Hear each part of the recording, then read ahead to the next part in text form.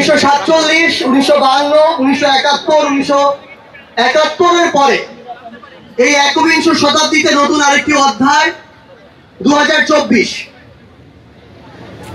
আমরা এখানে এই 24-এর অভ্যুত্থানে ফ্যাসিস্ট বিরোধী যে লড়াই করেছি, খুনি হাসিনার বিরুদ্ধে আমরা যারা ঐক্যবদ্ধভাবে লড়াই করেছি, বাংলাদেশের ফ্যাসিস্ট বিরোধী সকল রাজনৈতিক দলের মতের, ধর্মের, বর্ণের, বয়সের যে মানুষ আমরা আজকে এখানে ঐক্যবদ্ধ হয়েছি।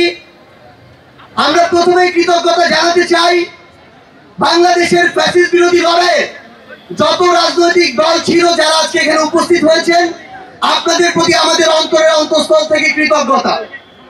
আমরা শুধু আপনাদেরকে একটা কথাই বলি, একটা অনুরোধ করি, আমরা বিশ্বাস করি যদি ওই 5 আগস্টে খুনি হাসিনা জান নিয়ে পালিয়ে যাওয়ার পরে আমরা এই বাংলাদেশ নিয়ে যে স্বপ্নগুলো দেখেছিলাম সেগুলো আমরা বাস্তবায়ন করতে চাই, তাহলে আমাদের এই রাজনৈতিক দলগুলোকে ঐক্যবদ্ধভাবে কাজ করতে হবে।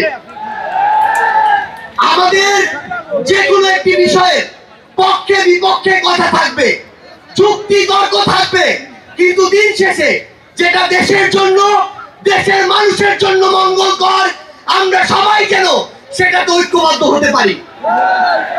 আমরা বিশ্বাস করি আমাদের এই রাজনৈতিক দলগুলোর মধ্যে যদি এই মিউচুয়াল রেসপেক্টটা থাকে, আগামীর বাংলাদেশ হবে অপ্রতিরোধ বাংলাদেশ। আমরা আপনাদেরকে অনুরোধ করি বাংলাদেশের সরকারি যত কর্মকর্তা কর্মচারী আছে তারা যেন আর তাদের দায়িত্ব পালন বাদ দিয়ে তোষামোদীর রাজনীতিতে লিপ্ত না হয়। আমরা অনুরোধ করি বাংলাদেশ পুলিশ নামক যেই প্রতিষ্ঠানটিকে খুনি হাসিনা ধ্বংস করে দিয়েছে, এটাকে অনুরোধ করি সরকারি সকল অফিস আদালত যত কিছু রয়েছে, সে পুলিশ হোক, বিচারক হোক, আমলা হোক, দয়া করে জনগণ থেকে হাত পেতে ওই ঘুষের টাকা নিবেন না। দয়া করে জনগণের জন্য, জনগণের সাথে সামান্য স্বার্থের জন্য এই অন্যায়গুলো করবেন না। আমরা আপনাদের সামনে অনুরোধ করতে চাই এই রাষ্ট্রীয় প্রতিষ্ঠানগুলোকে খুনি হাসিনা নিজ হাতে ধ্বংস করে দিয়ে গিয়েছে। সকল রাজনৈতিক দলকে ঐক্যবদ্ধভাবে এই প্রতিষ্ঠানগুলো সংস্কার করতে হবে।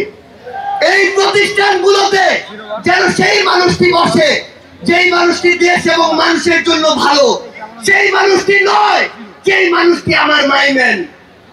আমাদের একটি জিনিস লক্ষ্য রাখতে হবে, আমার সামনে আমার আহত যোদ্ধারা, আমার সামনে 16 বছর ধরে বিভিন্ন রাজনৈতিক দলের কিংবা নির্দলীয় যারা ফাইট করেছেন তারা বসে আছেন।